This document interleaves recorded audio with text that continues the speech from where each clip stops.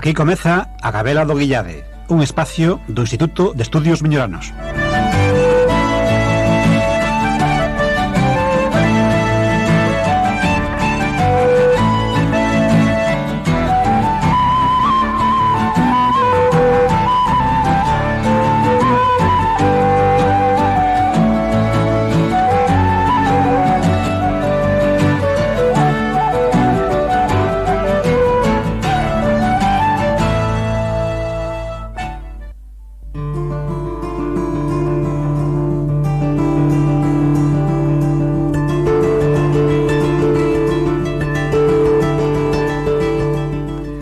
Batallón literario da Costa da Morte.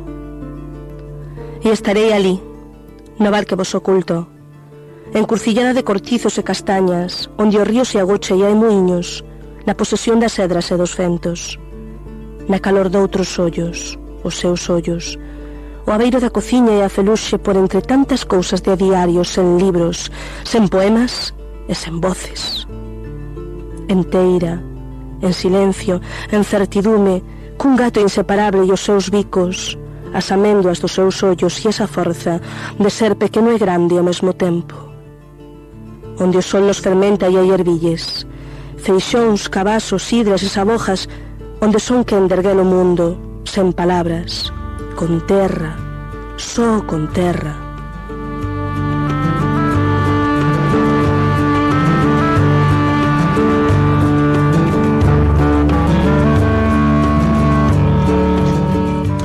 Ola, bons días. Logo de escoitar a poesía ao Batallón Literario, na voz da súa autora, Marta Datocosta, esa típica Gabela retoma o contacto cos ointes do Valmiñor. Nos últimos programas nos permitimos facer algunha atractiva suxerencia para este cambiante outono. Concretamente, invitámosvos a coñecer a Fraga de Oliveira. Non sei cantos ointes aceptaron a nosa invitación. Si sei que un membro desta Gabela, sentado nesta mesa, que descoñecía esta parase natural, decidiu achegarse ata lá, ao curso medio do río Groba, e o bosque caducifólico circunda. Que tal che foi, Juan? Como foi a experiencia? Pois mira, desde que presentache aquí a Fraga de Oliveira xa fun dúas veces, o sea, non solo unha, sino dúas. Fun ca familia, primeiro fun solo, despois fun ca familia, a verdade é que é algo que merece a pena, sobre todo con este tempo que tuvemos tanta chuvia, pois o río viña, baixaba, espectacular, realmente espectacular. Moi ben, pois outro día fixemos unha invitación a lectura para aqueles días de recollemento no fogar por mor das inclemencias do tempo, pero afortunadamente non é a única alternativa. Existen outras posibilidades: asistir ás programacións dos centros culturais e veciñais, ver diferentes exposicións, disfrutar dunha boa película no cine, ou, se temos a fortuna, achegarse a disfrutar dunha obra de teatro. Precisamente por este motivo temos invitado no día de hoxe a José Luis Mosquera Veleiro, concelleiro de Cultura do Concello de Gondomar. Bos días, José Luis. Bos días. Bueno, antes de nada, permítame que exerza de aficionado contacontos. Un frío día de outono de 1999, unha parella de gondomareños de adopción se dirixían ao auditorio municipal para asistir a unha representación dunha interesante obra de teatro. O termómetro exterior do seu vehículo marcaba 2 grados ao tomar o seu coche en San Cibrán. Cando chegaron á porta do auditorio municipal, os díxitos, en constante descenso, traspasaron xa a barreira dos 0 grados. Logo de pagar unha moi módica entrada, pasaron ao interior do recinto, sentaron nas cómodas butacas e seguiron con atención ao desenvolvemento da obra, pero o frío seguía a ser intenso, tanto entre espectadores como entre os actores, especialmente no caso dunha actriz protagonista que tiña que representar o seu papel cun lixeiro vaporoso camisón. A que no corpo só deben reaccionar cun incesante tremor. As súas palabras eran ás veces interrompidas polo castañeo dos seus incontrolables dentes. Outro día de outono, esta vez do 2000, unha parella de gondomareños de adopción se dirixía ao auditorio de Gondomar para disfrutar dunha interesante mostra de teatro que promovía a Concellaría de Cultura. Pero esta vez xuráronse non pasar frío. Puseron enriba do corpo calcetíns, luvas, camisetas de felpa, xerseis, bufandas, que sei eu. Sentáronse nas cómodas butacas e seguiron con atención o desenvolvemento da obra. Pero a pouco tempo unhas pingas de suor correron pola súa fronte. O auditorio dispunha agora dun potente sistema de calefacción que permitía ver a representación en mangas de camisa. Eso sí, debo decir que tanto co frío do 99 como co calor do 2000, a parella mostrouse moi contenta de poder ter a oportunidade de participar da sensibilidade, da inteligencia, dos diálogos, da representación corporal, da arte duns actores e actrices do Valmiñor. Don José Luis, lle sona de algo esta pequena historia? Pois se me gustaría a mí que houbera moitas parellas sufridas, non? E que por mor da cultura pois pasaran algún calor ou algún frío, non? Bueno, ahora a verdad que é unha delicia poder estar. Esta programación cando empezou, non é o primeiro ano, verdad, que se fai desde Gondomar esta posta? Non, o Teatro Gondomar era unha cuestión de espacio, non? Porque parece que os veciños do Gondomar e Valmiñor ten inquietudes por o tema do teatro, non? Eu creo que recordo que creo que a última vez que en Gondomar hubo teatro foi creo que no ano 78, non? Cando o cine que había ali, hoxe un negocio de coches, acolleu unha representación de, creo que do Centro Cultural de Valladares, que poñía en escena unha obra de Alfonso Sastre, creo que era a Legionaria, creo que era así. Por certo, foi a famosa historia de Teatro Interrumpida? Exactamente. A autoridade municipal? Exactamente, eso foi, non? Unha accidentada actuación que deu a volta ao país, non? Porque o alcalde daquelas, pois, creo que era unha representación un pouco moral, bastón en mão, subiu ao escenario e deu por rematada a función. Pois do ano 78 ao ano 99 Gondomar, digamos que foi un páramo intelectual e teatral nese, non? A construción do auditorio pois abriu posibilidades de programar algún tipo desas actividades. Empezamos o ano pasado cunha mostra de teatro aficionado, continuamos con ciclo de teatro de inverno. Este ano creemos que dimos ca fórmula aceitada despois de estudiar e aprender de outros concellos, sobre todo do Barrazo, que ten moita tradición teatral. Teatro, sí. E, bueno, pois creamos a figura da mostra de teatro que vamos a programala para outono e para a primavera. Miramos no programa Teatro Noroeste, Teatro Atlántico, Morcego, Portaberta, Vento, son grupos de teatro que xa son reconocidos, polo menos en Galicia, non? Imagino que tamén dentro do Estado español. Me imagino que para isto necesitaredes pois moitos apoios, porque económicamente isto debe ser algo costoso, non? Tamén a rentabilidade que se lle saca isto, que é unha rentabilidade sobre todo cultural, non? Sí, evidentemente. Bueno, non foi condición da miña nacionalidade orensán, non? Pero coido que xa teño bastante experiencia no regateo, non? Os grupos de teatro o que lle interesa máis que nada é, por menos así o comentan ele, non? E ven con satisfacción cando un concello pequeno pois abre un frente de programación. Entonces en principio eles apoyan, porque queren que esa programación xa estable, e entón, pois, digamos que poñen un pouco uns cachés reducidos ou polo menos aceitados, non? Nos para esta mostra e para as futuras, non? Contamos coa colaboración da Caixa Nova, non? E sobre todo unha empresa que está situada no polígono de Pasás sin Vicios, Plasticorio, non? Que nos financia pois o 60% da programación, non? Entonces digamos que esa axuda pois é o que fai posible pois ver o futuro do teatro con perspectivas incluso maiores, non? Sobre todo para os ointes, dinos así algunhas cuestións domésticas, onde se celebra, a que hora, cando, que días, canto custa a entrada. Bueno, quero dicir que espero que esta audición sirva para que os veciños asistan ao teatro, que a veces a publicidade que lle dá o Concello non chega a todos lados, non? Bueno, os veciños que lle interesa o teatro saben que os sábados hasta o día 16 de decembro poden acercarse ao Auditorio Municipal de Gondomar, e a partir das 10 da noite pois tendrán unha función de teatro agás o sábado día 9, non? O día 9 creo que non, polo ponte, non? Sí. a entrada costa 205 pesetas, non? Si un precio moi módico, non hai disculpa para non ir a aqueles que teñen interés, pero poden ir de todo Valmiñor, non só o segundo mar, non? Exactamente. É unha postilla ben colocada, non? Todo o contrario, nos animamos aos veciños de Bayona. O auditorio agora ten calefacción e ten capacidade para acoller a cuanta xente quere ir. Exactamente, non? E este sábado concretamente que obra podemos ver entón? Este sábado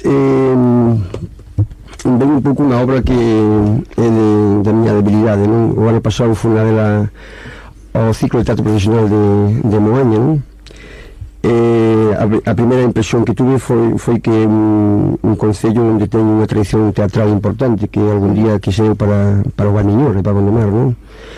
É certo que ali ponen a obra de teatro ás 11 da noite. Os organizadores dicíame que era para regatear o fútbol, non? Televisado, non? Pero, bueno, encontréme con unha sorpresa agradable que foi que estaba a Vocería de Tormes en unha adaptación moi libre do clásico, posta en escena con un monólogo donde o actor fai su palabra, fai todos os papeles, un monólogo que o espectador sigue con interés, non é un monólogo que durme, que é aburrido, como podía pensarse dun monólogo, sino que é un monólogo moi aberto, donde a genialidade do autor e a boa adaptación fai que quede na cabeza, quede con ganas de repetir a experiencia, non? Eu creo que é unha das mellores obras que van pasar por esta mostra.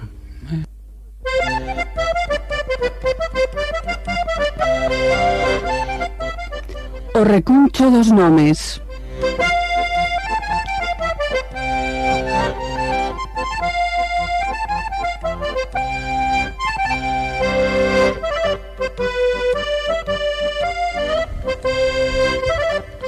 Bo día a todos os ointes. Un programa máis estamos con vostedes desde o recuncho dos nomes.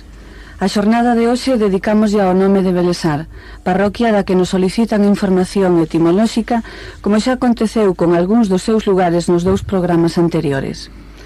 Un dos primeiros estudios que temos sobre este nome proceden da obra Viaje a Galicia de 1745 do frade benedictino Martín Sarmiento.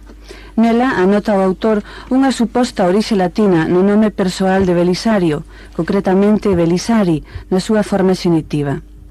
A mesma procedencia apunta ao filólogo portugués Josep Pil na obra Nomes de posesores latinocristaus na toponimia asturgalego-portuguesa, indicando tamén o nome de Belisarius como base do actual Belesar.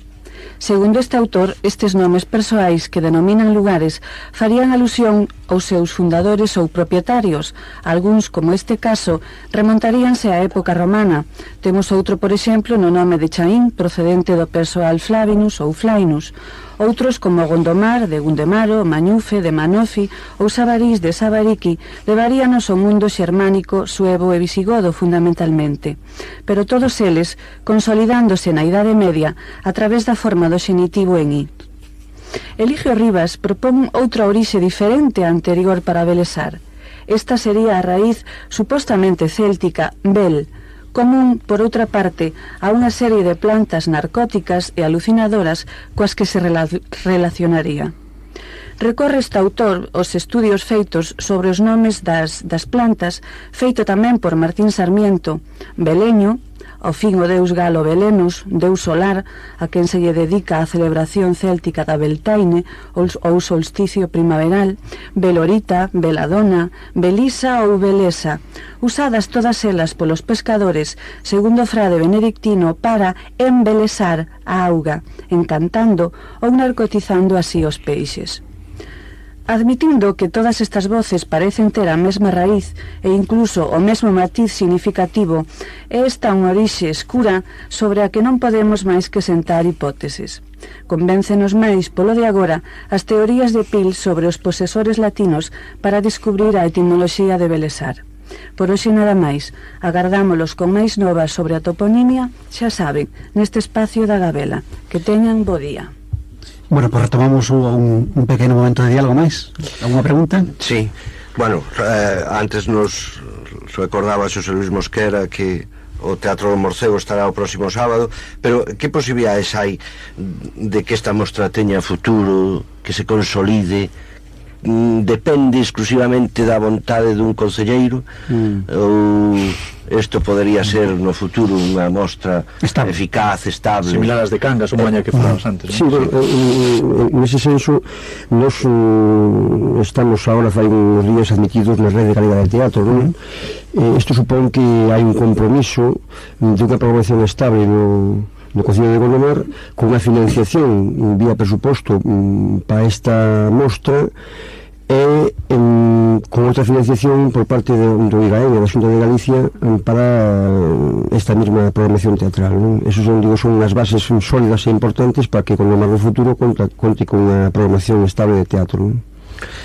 Bueno, pois agradecemos a José Luis Mosquera a súa presencia na Gabela, animámoslo a traballar pola continuidade das programacións teatrais no Valmiñor e o tempo recomendamos a todos os nosos ointes que se acheguen os próximos sábados ao auditorio de Gondomar. O teatro non acostuma a visitarnos no Valmiñor, agora temos a oportunidade.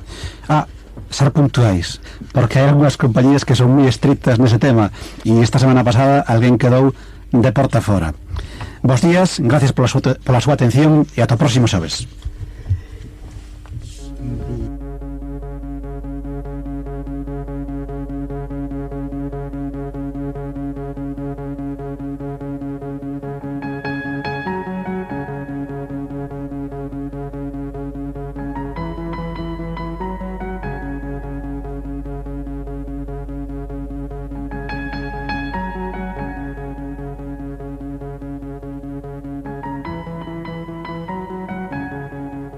E isto foi todo na Gabela do Guillade. Agardámosvos o vindeiro xoves.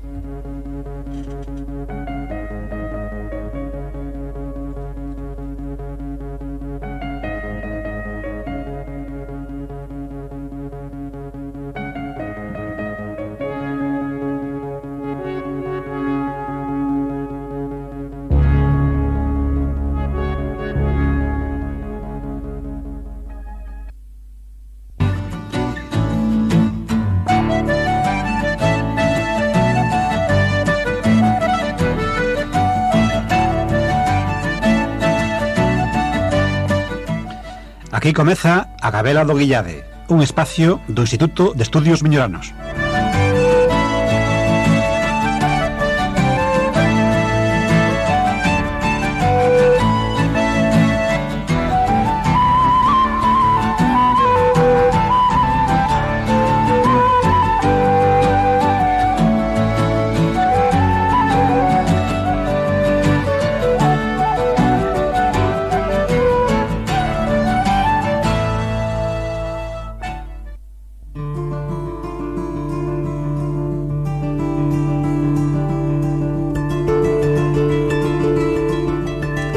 Apenas vexo o mar. Só a escuma baterse contra as pedras nesta tarde en que a luz non é esperanza. Os días son moi longos, extremadamente longos e ferintes, desertos extensísimos que debo atravesar coa boca en carne viva. Pódese desexar a morte, igual que se desexa a auga neste tránsito insano, igual que pechar os ollos a este vento constante que nos vai arrastrando o sangue, que nos vai desgastando os osos, que nos vai desfacendo a alma.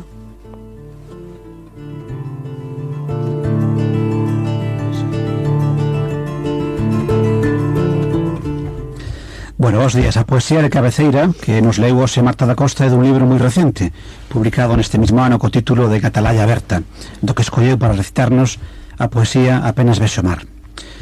Saímos da aventura, da ronda pola cultura no Valmiñor, e temos pensado facer 3 paradas para beber en 3 fontes de sabiduría. Nunha delas trataremos de repousar información un pouco turbia e confusa sobre o Gondomar e o inglés Tomás Moro.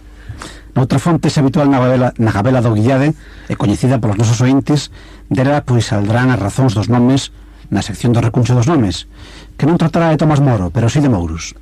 E por último visitaremos unha última fonte que nos devolve a memoria un tempo que queremos quecer para sempre. Un tempo que pechamos hai agora 25 anos e do que queremos borrar calquera signo que nos lembre aquel tempo tenebroso. Comezamos xa. Hai uns días comentamos sorprendidos un apunte breve que se insería nun xornal e que facía referencia a un concello miñorano, concretamente a Gondomar. Podías lembrar ya aos ointes a noticia, Meixo? Pois sí, que o outro día comentábamos, mesmo dou lugar a un debate entre os que todos os xoves pasamos uns agradables minutos en torno á mesa de Onda Cero, dende esta particular gabela, o descoñecemento absoluto que tiñamos da noticia. En concreto, o pasado 27 de outubro aparecía nun xornal unha breve referencia a que o Papa actual viña de nomear patrón dos políticos a Tomás Moro. Non se mira nada extraño hasta aquí, non? Nin por la decisión papal, nin tampouco por a figura de Tomás Moro, non? Efectivamente, sobre todo porque o Papa nunca se equivoca nestas e noutras moitas cousas. Pero, ademais, porque Moro é unha das figuras máis salientables da política renacentista inglesa, que fixo unha exitosa carreira na corte de Enrique VIII, da que se afastou por mor das disputas iniciais entre reformistas e católicos, e rematou enfrontado co rei inglés, encarcerado e executado en 1535. Entón, cal é a relación entre Moro e o Valmiñor? Aí está o asunto, non? Pois, segundo o breve xornalístico do que estamos a falar, Tomás Moro, ou Thomas More, estaría enterrado en Gondomar. Esa é a sorpresa da nova, aínda que o xornalista cura sen saúde por adiantado, facendo referencia a que a información forneceron ya algúns investigadores. Claro que non cita que investigadores, co cal as nosas terras miñoranas servirían de acougo eterno ao célebre autor da Utopía, obra que exerceu, por certo, unha gran influencia tanto no seu tempo como posteriormente, en a que deseña o seu modelo ideal de goberno. Bueno, que é certo na cuestión, entón? Pouco, moi pouco debe haber, aclarando claro que naquelas terribles disputas entre reformistas e católicos os axustizados remataban en fosas comuns, polo que o traslado clandestino dun cadáver desde Inglaterra a Gondomar carece de moita lógica, e menos cando Moro non tiña, que saibamos, ninguna relación co Valmiñor, agás que do que realmente se tratase fose dunhas reliquias dun mártir que, por outra banda, non subiu aos altares ata 1935, co cal tamén, incluso, esta posibilidade é certamente dubidosa. Hai entón un pouco de confusión no tema, non? Como se explica, danos? Pois sí, efectivamente, eu creo que os informantes dos xornalistas, informantes anónimos, pois confunden a Tomás Moro, un católico axusticiado en 1535, con outro Tomás, apeliado Maxfield, Thomas Maxfield, ou Maxfildeo, segundo o costume da época de adaptar os nomes estranxeiros á fonética dos distintos idiomas, neste caso o castelán. O tal Thomas Maxfield, católico tamén, ao igual que Moro, foi axustizado, aínda que un pouco máis tarde, en 1616. Claro que para os que vivimos 80 anos de pasado son pouca cousa. Si antes para María José a pregunta era clara, ¿no? Que relación hai entre Moro e o Valmiñor, ahora tamén temos que respostar a que relación hai entre este tal Maxfield e o Valmiñor. Sí, aquí sí que hai unha relación clara. Temos noticias fidedignas desta cuestión. Cando é axusticiado Maxfield en 1616, nese momento é embaixador da monarquía católica en Londres don Diego Sarmiento, conde de Gondomar.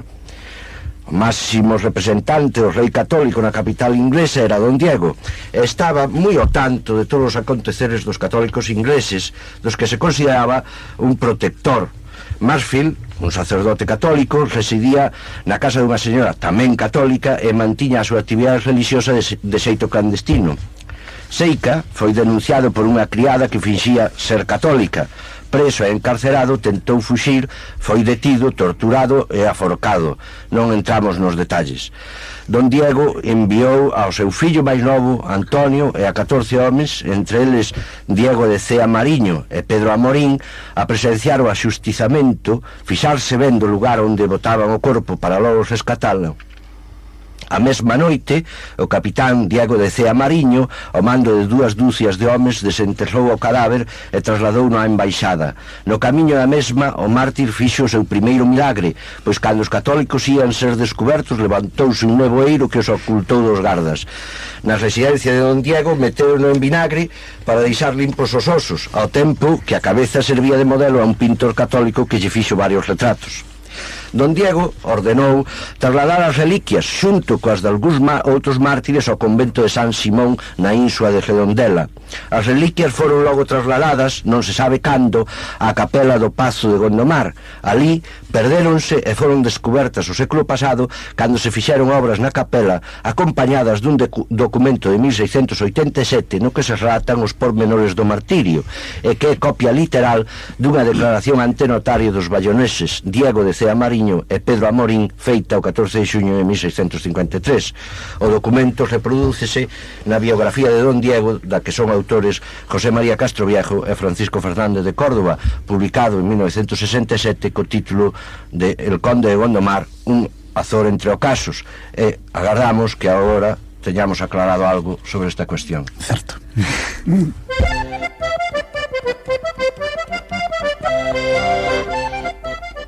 O recuncho dos nomes.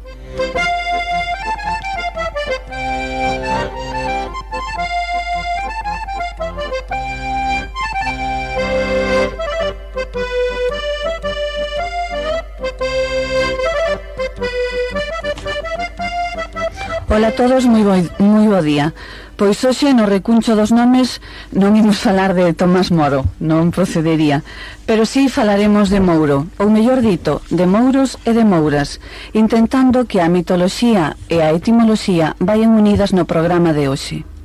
Cando dixen Mouros, non me estaba a referir, por suposto, os Mouros de África, senón a ese pobo máxico que habitou Galicia nos tempos antigos e que Carlomagno, ou iso é o que di a lenda, conseguiu expulsar e mandar baixo terra, onde aínda viven na actualidade, debaixo da denominación de moitos nomes de lugar. O Val Miñor, que sabe dabondo de mitoloxía, tamén ten por suposto os seus mouros. A súa mítica presencia descóbrese no importante número de topónimos que así se designan. Un breve repaso lévanos á parroquia de Chaín, o barrio da Mourisca e o Coto da Moura, enorme pedra de formas caprichosas na que se atoparon gravados rupestres, falan da súa pegada. En Borreiros, no lugar que lle chaman Castro, está situado o monte do Castro da Moura, e xusto no límite con Donas, no barrio da Barcalla, outro castro, o Castro da Pedra Moura, de onde temos recollida a información dun habitante do lugar que nos contaba que é unha pedra na que hai sinais de mouros. Ali, dicía o paisano, había un túnel polo cal achegábase un ao castelo de Baiona. En Morgadáns, no lugar da Brulla, xusto no camiño de Prado, o monte de San Xián, atópase a Cama da Moura, un sarcófago medieval tallado nunha enorme rocha. En Parada tamén temos outro lugar coñecido como a Eira dos Mouros, en Panxón o de Mouriscade, e tantos mouros e mouras máis. Testemunhos, como vemos, importantes pola súa frecuencia na toponimia e na microtoponimia, que nos fan identificar os mouros como os seres que levantaron co seu poder máxico castelos e torres. A eles se deben as marcas gravadas nas pedras. Eles construíron os monumentos prehistóricos envoltos na lenda. Escavaron covas e furnas, formaron as mámoas e os castros, abriron as fontes. Foron os que traballaron os grandes penedos baixo os cales, gardaron os seus tesoros e teñen os seus palacios, nos que viven subterraneamente rodeado de fabulosas riquezas.